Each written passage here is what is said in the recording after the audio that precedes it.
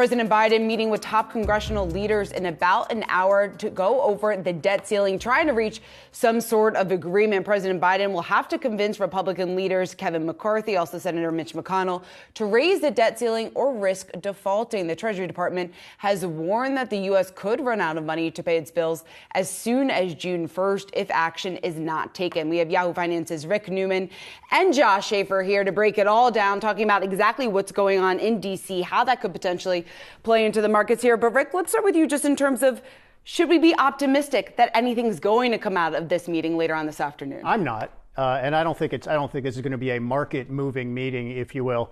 This is the beginning of the conversation between President Biden and the Democrats and the Republicans in Congress. Just to remind everybody where we're at on this, the Republicans who control the House, they have passed a bill that would raise the borrowing limit, but it would also cut spending by something like $4.5 trillion over a decade. And the Democrats who control the House have said that's way too much. And there's now been some economic analysis that says if we were to get that amount of spending cuts, it would actually contribute to an economic downturn or make a recession worse if we are going to have a recession later this year, early next year. I mean, that's money that's spending that's basically would come out of the economy, and it would be a lot of spending that comes out. So how do they make a deal to get this done? So the Republicans are going to say we have to have some spending cuts. Could it be half of what the Republicans are asking for? Would Biden agree with that? There are some other things in play. So there is a pathway to a deal here. It just depends how hard-headed and stubborn the politicians want to be. Yeah, Rick, it feels like we've been here before, and increasingly the expectation, it appears, is that they're just going to kick the can down the road. Then what happens if that's the case? So that's another outcome, is that, I mean, any way you break this up, it is kicking the can down the road. So, but how far down the road are you going to kick the proverbial can is a question. So if they can't reach a deal to raise the borrowing limit in the immediate term, one thing they can do is say, let's put this off for 3 months because at the end of September, that's when we need to get a new budget or a set of budgets for the next fiscal year. And we could ball all of this up together and deal with funding for the government for the next fiscal year and the borrowing limit at the same time. That doesn't mean the borrowing limit would magically be easier to solve if we delay it for a couple of months or a few months into the fall. It just means we'd have the whole thing coming together at once. And then here's a treat. We might be able to have a debt ceiling shutdown and a government shutdown at the same time. Wouldn't that be nice? Why not put it all together? But I mean, even if they do raise the borrowing limit, the way this always works is they set a new ceiling. They will never say it's an unlimited borrowing limit. They could, by the way, they could say it's unlimited. We're not going to go through this anymore. But by definition, they're just going to set another ceiling, and we're going to get to it again, whether it's next year or the year after that. And Josh, do you think that's why markets are simply shrugging it off, at least until this point? Because when you take into all the warnings, the dire warnings that have been out from top economists, from those even inside the White House, investors up until this point don't really seem to care. Yeah, and that's sort of historically how it's worked out too, which I found interesting. Bank of America was pointing out in a note recently that you don't normally see the market volatility until about 2 weeks prior to the X date. The X date right now is that June 1 date that Janet Yellen had highlighted. That's what people are sort of watching as a potential X date. So that would actually be next week that you'd probably start to see more volatility. I do think it's probably why markets are relatively flat and there's not a lot of action today, because people are sort of waiting to see what does come from this meeting, if anything. And also, of course, you have the inflation report tomorrow and plenty of other things to watch. There's plenty of other things going on other than the debt ceiling. I think that's what markets are also saying right now, too. We have a banking crisis going on. We have plenty of things going on where people are already concerned about that. So to add this on top of it is certainly adding a hint of volatility. And then we've seen in the past, if this were to keep carrying out as Rick was mentioning, it has weighed on the S&P 500 before. Think about 2011 when the stocks took a very, very big decline that year as the debt ceiling crisis continued. Yeah, Josh, you just mentioned a number of factors. We haven't even talked about earnings. We're right in the middle of earnings season. Right. There's so many different market movers here. So when you talk to Wall Street analysts, I mean, how significant a risk is this really from a market perspective? Because we have been here before. Right. Akiko, I don't think it's a risk. It doesn't seem like analysts think it's a risk until we get closer. We're still technically at least 3 weeks out from this happening. And that's if it were to happen right on June 1st, we should note that that's not necessarily a hard and fast date, June 1st. That's when it could happen. It could happen later.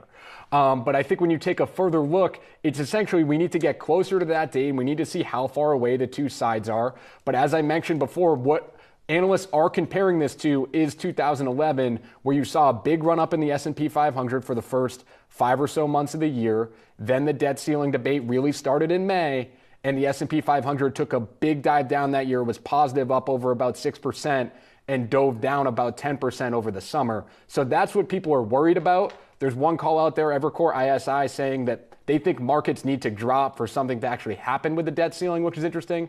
They're calling for the S&P 500 to hit 3,800 before something happens. So essentially saying politicians might wait until there's more concern from the general public about this, which is always interesting. I think investors also consider this a binary risk. Either we have a default scenario or we don't. And you can probably put the odds of a default scenario at 5%, but I'd say between 5 and 10%. Not likely to happen, but not impossible that it could happen either. So there's the overwhelming likelihood is we're going to at some point get to the other side of this and just sort of go back to the way it was before we had to deal with the debt ceiling showdown. But then you have to try to plan for what if the worst thing happens. So it's just a weird, markets have a hard time hedging for man-made, person-made, if you will, political problems. Yeah. Rick, I mean, we're talking about this in the context of the markets. Obviously, we're Yahoo Finance. But I want to ask you about the political calculation of this, because there's no question both parties are looking at 2024. Nobody wants a default on their watch. What's the calculation here on the Republican side, particularly Kevin McCarthy, and then President Biden? I scratch my head on this one, Akiko, so I know what the political calculation is. McCarthy and the Republicans think there are political points for them to earn by showing that they care a lot about the budget deficit and about this gigantic $31 trillion debt, and that they will appeal to people who think spending is out of control. And that does have some rhetorical appeal, but the things that they are talking about cutting are programs that people actually like. And guess what? These are actually programs that are very important in red states.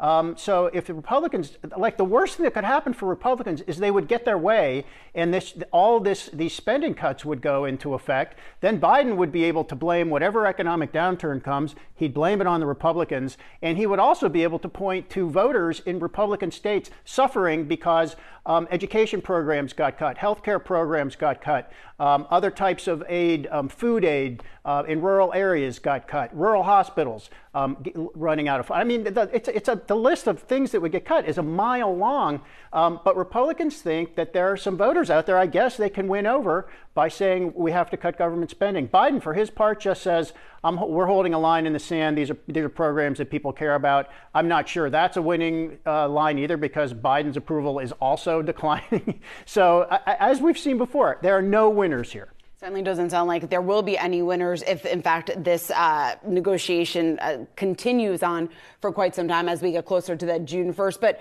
Josh, when we come to some investment opportunities, Bill Gross was out going back to what Rick was saying, only 5 to 10%, 5% chance that we would actually default. He's seeing some opportunity in treasuries. Right, because I mean, there is, as Rick was saying, you're talking about a 5% chance of this actually happening, the U.S. actually defaulting on that debt. So people see opportunities in treasury yields. Treasury yield prices have spiked with this uncertainty. And so Bill Gross essentially saying he's looking at the short-term treasury market right now as an opportunity because this spikes every time. And then, as he said, quote, it's ridiculous. He told Bloomberg it is always resolved. And that is not a 100% chance, but it does almost always get resolved. So he's basically saying he's counting on history here and he's trading off that. And I'm sure some people will probably be following him. Congress is creating an arbitrage opportunity for the smartest investors in the world. Way to go, Congress. Exactly what people want to hear. Rick, I want to talk about the backdrop to all of this, because there's a new poll out from Gallup showing Americans have very little confidence in major economic leaders. Now, I want to point to some highlights. 35% of Americans say they have a fair or great deal of confidence that Joe Biden will recommend the right thing for the economy. 36% say they have confidence in Jay Powell versus 54% who say they have almost no confidence in the Fed chair. And then you've got 37% say they have confidence in Treasury Secretary Janet Yellen. In Congress, the numbers are very similar. I'm not sure this is entirely a surprise, but I mean, where does that leave us? Because we're talking about the impact to the markets, the politics, but at the end of the day, it is what's the impact to average Americans if we do come down to that X date? I think Bodie McBoatface has better ratings on the economy than any of the actual leaders we've got here. This is a bit of a puzzle because we have super low unemployment. I mean, unemployment is still the lowest since 1969. That's obviously great for workers. We've seen wages rising. That's great for workers. I think this tells us a couple of things. Number one, inflation really is pernicious. I think we forgot about how nasty inflation is and how it really wrecks confidence. And I think that's part of it. I also think President Biden has just not done a great job convincing people that the things that are actually good in the economy. He doesn't do press conferences. His stumbles tend to get more attention than most other things. And I don't feel like he has a really strong messaging program either. So I think that's part of it. Look, Biden won the election in 2020. Something worked with voters, and maybe they'll rally around him a little bit more as we get closer to 2024. Okay, and a reminder, of course, that meeting at the White House happening at 4 o'clock Eastern. We'll all be watching. Josh and Rick, thanks so much for that.